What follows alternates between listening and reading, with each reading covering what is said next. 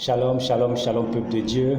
C'est encore une fois de plus, comme d'habitude, un réel plaisir et une joie immense pour moi de venir pour être une bénédiction pour les enfants de Dieu. Shalom les hommes de Dieu, shalom servants de Dieu, shalom à tous les frères et à toutes les sœurs. Par la grâce de Dieu, ce matin, nous allons partager la parole. Et comme l'apôtre Paul le dit, si longtemps qu'il est dit jour, on doit s'exhorter.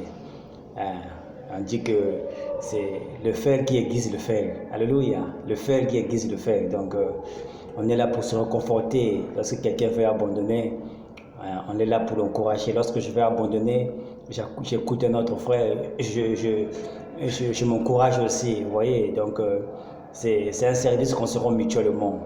Moi aussi, j'écoute certains frères qui font des bons messages, qui m'édifient aussi, qui me fortifient, qui m'inspirent aussi.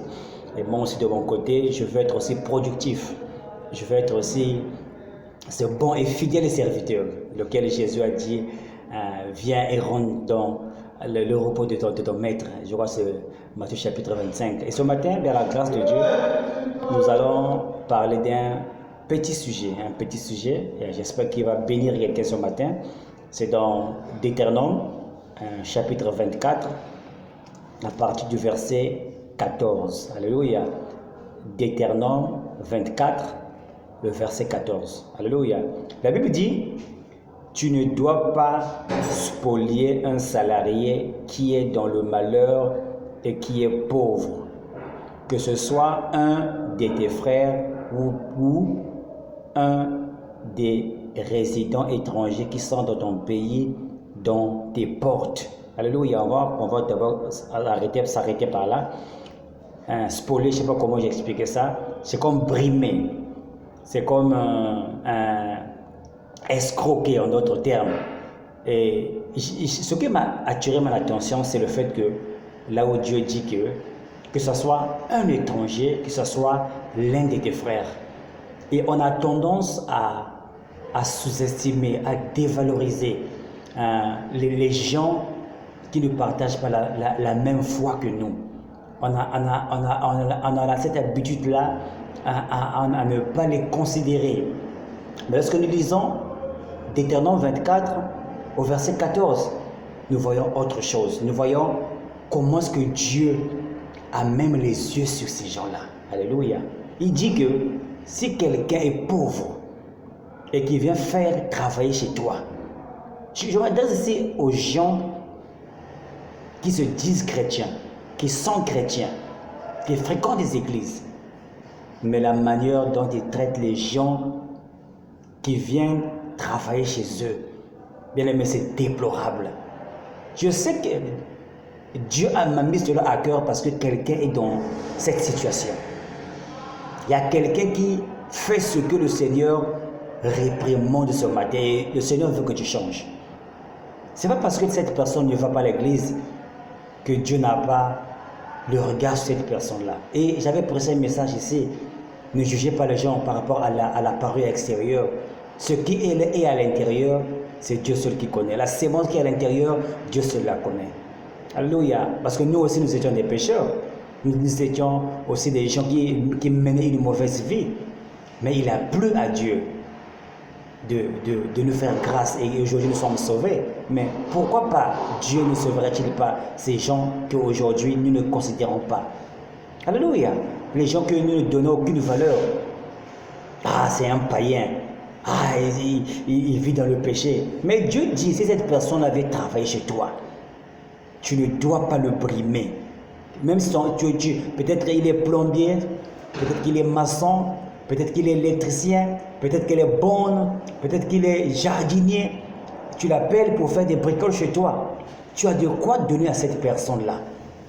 Et malheureusement, tu dis que non, viens, je vais te payer demain. Et tu refuses de lui donner ce dont il a besoin aujourd'hui. Il est pauvre. Il a besoin de cette petite somme-là pour aller prendre soin de sa famille. Il a besoin de ce peu-là pour aller subvenir à ses besoins. Bien aimé dans le Seigneur.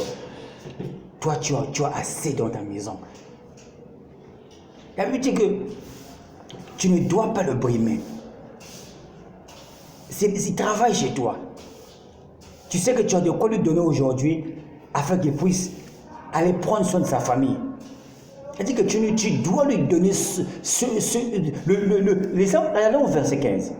C'est en ce jour que tu lui donneras son salaire. Si quelqu'un a travaillé aujourd'hui chez toi, donne-lui son argent. Donne-lui son argent. Si quelqu'un a droit à son salaire à la fin du mois, même si elle est bonne, même si elle est ménagère, donne-lui son argent. Ne dis pas que non, viens sur le mois demain. Oh non, je n'ai pas d'argent aujourd'hui, mais tu as de quoi pour mettre le carburant dans ta voiture. Et en d'autres termes, Dieu veut que nous puissions compatir à la souffrance de l'autre. Dieu t'a fait grâce, tu as une belle maison, tu as une belle voiture, tu as des moyens, mais la personne qui vient travailler chez toi, tu es en train de brimer cette personne-là. Le mécanicien qui vient réparer ta voiture, il dit que non, grand frère, il faut payer 5 000. Oh, je n'ai que 3 000. Non, mon frère, c'est méchant ça. Parce que la vie que tu mènes devant cette personne-là, si c'est un frère de l'église, il connaît que tu es un chrétien. Mais une personne qui est du dehors, si tu lui manifestes un tel comportement, tu es en train de repousser cette personne. Il sait que tu es un pasteur, il sait que tu es un diacre, il sait que tu es un huissier, il sait que tu es un croyant, il sait que tu vas à l'église, il sait que tu crois à la parole. Mais la manière dont tu te comportes devant cette personne-là peut repousser cette personne à ne pas croire à ta religion. Et vous allez être d'accord avec moi que la véritable église, ce n'est pas le bâtiment. Ce n'est pas là où nous allons les dimanches. Ce n'est pas là où nous réunissons dans nos groupes de prière. Mais la véritable maison de Dieu, c'est toi. La véritable église, c'est toi et moi. C'est la vie que nous menons. Parce qu'une personne qui vient chez toi, même si elle est bonne, oh, c'est juste un jardinier. Est-ce que toi, tu peux faire ce jardin toi-même? Oh, c'est un simple chauffeur. Est-ce que toi, tu peux conduire toi-même?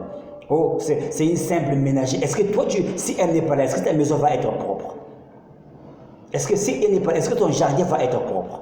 Et les gens qui vont venir chez toi, ils vont dire que tu es sale. Mais parce que tu as besoin d'un jardinier, tu es tellement occupé dans tes affaires, tu es tellement occupé dans ton travail, tu n'as même pas le temps de nettoyer ta maison. Tu embauches une bonne, tu embauches un jardinier, tu embauches un mécanicien, tu embauches un chauffeur. Mais comment est-ce que tu traites ces gens-là? Ce que le Seigneur est en train de réprimander ce matin à un bien-aimé.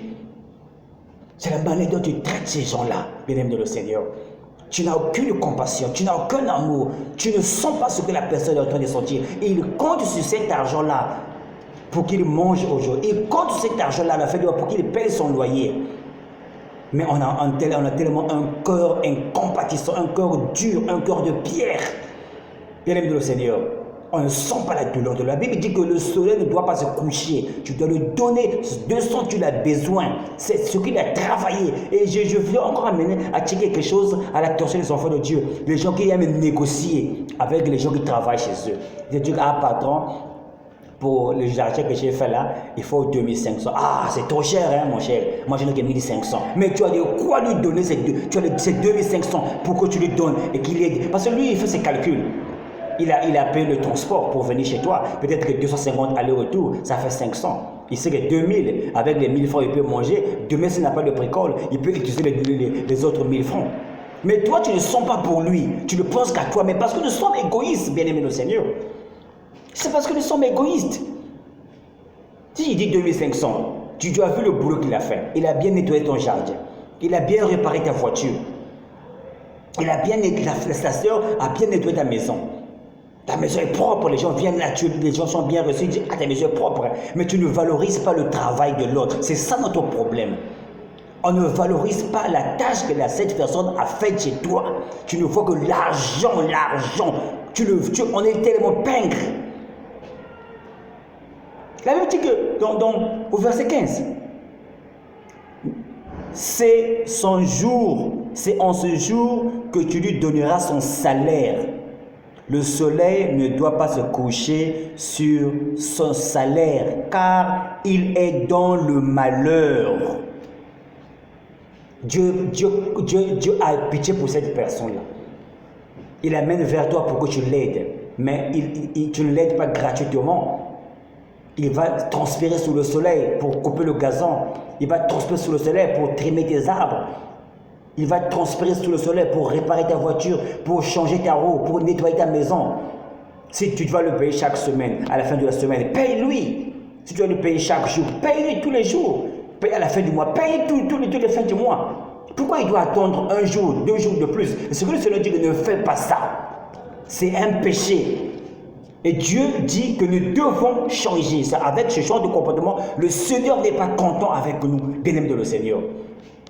Il dit 5 000, non, je n'ai que 3 500. La pauvre maman qui va voir, elle vend au coin de la rue, là. Elle vend les oranges, elle vend les mangues. Tu arrives là, tu parques une belle voiture. Tu vas encore négocier. Il a dit que la mangue est à 100 francs. Oh, je n'ai que 75. Non, c'est méchant, bien-aimé le Seigneur. C'est méchant. Tu ne sais pas que quand tu arrives là, et tu as même la Bible sous ta main. Parce que le comportement, le véritable problème, c'est le comportement que tu affiches envers ces gens-là. Ah, même ceux qui prient là, regarde comment ils se comportent. Ils n'arrivent même pas à payer mon argent. Tu penses que cette personne-là va venir dans une église, même si tu es pasteur. Je ne crois pas, mon frère. Ton témoignage n'est pas bon. Ton témoignage n'est pas bon, bien-aimé le Seigneur. Ça, c'est ce qui prêche le plus. Ce n'est pas les paroles que nous faisons sortir de nos bouches. Ah, il faut te repentir. Jésus revient bientôt. Tu vas aller en enfer. Tu ne te répands pas. Mais tu vis autre chose. Tu es un hypocrite. Tu es un hypocrite. Tes actions parlent plus fortes que tes mots. Je le répète. Ah, tes actions, la manière dont tu te comportes, la manière dont tu traites les gens, la manière dont tu parles aux gens, la manière dont tu te comportes devant les gens.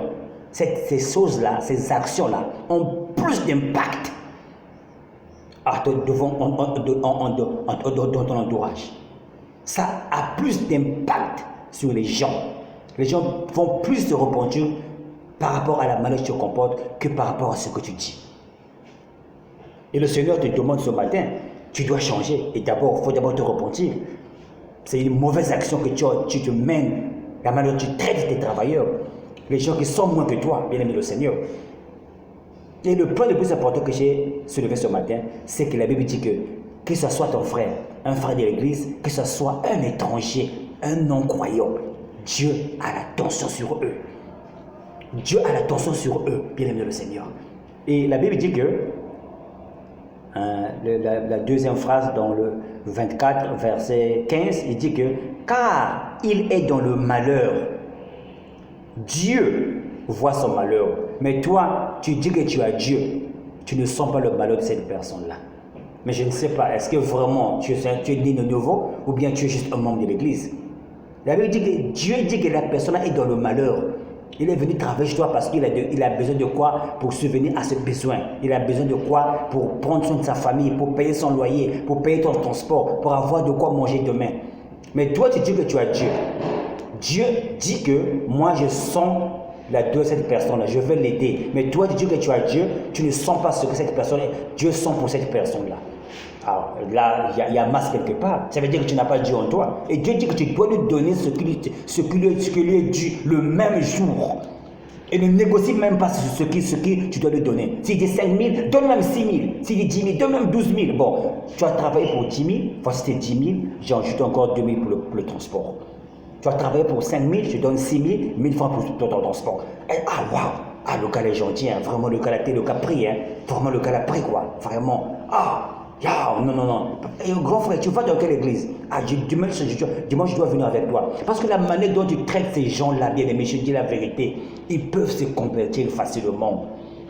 Là, le comportement que tu affiches quand il arrive chez toi, tu dis à madame, oh non, fais un peu, tu as préparé quoi? Oh non, il y a quoi? Fais un plat pour lui qui mange d'abord. Non, prends une pause, viens d'abord manger. Non, il fait un peu chaud, le jus est là, prends le pain, il y a le beurre, il y a le saucisson, mange un peu. Dis que waouh! Tu vois, tu allèges sa tâche. Parce qu'avec le peu qu'il va gagner, il peut au moins rentrer à la maison, il est déjà plein. Mais fais-le même un takeaway. Prends un pot, mets la nourriture à l'intérieur, un peu de foufou, tu prends un peu de viande là. Bon, ça c'est pour le soir, tu vas manger. Au moins la journée est garée pour lui. Mais on est insensible. Quelqu'un va travailler chez toi toute la journée. Je dis bien toute la journée. Tu ne donnes même pas à manger. Et vous retirez, ah non, on va manger, on va à table. Il est là dehors en train de réparer la voiture, boum. Tu es à la table, tu manges et tu dis que tu as Dieu. C'est faux ça, mon frère. Le jardinier, là, il est en train de travailler toute la journée. Je dis, madame, ne peut même pas faire un peu de café pour cette personne-là, ou bien un jus, ou bien du pain avec le beurre, le saucisson, ou bien même la nourriture qui a dormi hier. Si tu n'as pas encore préparé, ah bon, mon frère, repose-toi d'abord, prends à manger. Comme tu vas le payer, tu n'as aucun égard pour cette personne. Non, c'est faux. Ce n'est pas la chrétienté. Le chrétien doit avoir de l'amour pour son frère chrétien et pour même le non-croyant. Pour la personne même bien-aimée qui ne croit pas en Dieu, il mérite notre amour. C'est une manière d'évangéliser. Je répète que c'est une manière d'évangéliser. Fais-lui à manger. Fais-lui encore un prêt à manger. Bon, ça c'est pour le soir. Au moins les 2000 qu'il a fait là, ça peut l'aider pour demain. Même s'il n'a pas de bricole demain, on sait qu'il a de quoi manger pour ce soir et pour demain. C'est l'évangélisation. C'est ça l'évangélisation dont on nous parle. Ce n'est pas les grosses paroles. On prend les Bibles, on se balade toute la journée dans la rue. Ah, répondez-vous, répondez-vous. Mais quand les gens sont proches de toi, comment je te comporte? C'est carrément le poser de ce que tu dis. Et les gens ne faut pas croire ton message. Alléluia. Revenons à la parole. Il dit que s'il élève son âme vers son salaire, afin qu'il ne crie pas vers Dieu contre toi, cela deviendra pour toi un péché. Vous voyez? S'il dit que, ah Seigneur, moi je comptais sur ces 5 000 là pour payer les études des enfants, ou bien pour payer mon loyer. Ah Seigneur, qu'est-ce que je vais faire? Le gars là est méchant. La Bible dit que c'est un péché. C'est un péché quand tu n'as pas payé cette personne-là. La Bible dit que c'est un péché. Le péché, ce n'est pas seulement quand tu vas coucher avec la femme de l'autre, avec le mari de l'autre, ou bien quand tu voles. Mais lorsque cette personne travaille chez toi, il a fait une tâche quelconque dans ta maison. La Bible dit que si tu ne le payes pas et qu'il se plaint, il dit que ah Seigneur, vraiment, papa du yaï, vraiment, moi je ne comprends pas. J'ai fait le tanga, j'ai marché à pied pour venir prendre cet argent-là. Là, il dit qu'il n'a rien. Mais même là, il a demandé au chauffeur de mettre le carburant dans la voiture. Il ne peut même pas payer mon argent. Ah, Danzam, qu'est-ce que je veux faire? Le gars-là est méchant, c'est pas bien. La Bible dit que s'il élève son âme vers Dieu à cause de son salaire, la Bible dit que c'est un péché que tu commets là. C'est un péché que tu commets, mon frère. Tu as une boutique, les gens travaillent pour toi. La fin du mois arrive, tu n'es pas là, tu disparais. Tu vas faire ton stock, tu amènes la marchandise, tu donnes pas le salaire aux travailleurs. Tu as des taxis, les gens travaillent pour toi, ils amènent le taxi le soir, non, je vais mettre le carburant, je te paye demain. Tu vas enlever ton salaire, la recette de demain.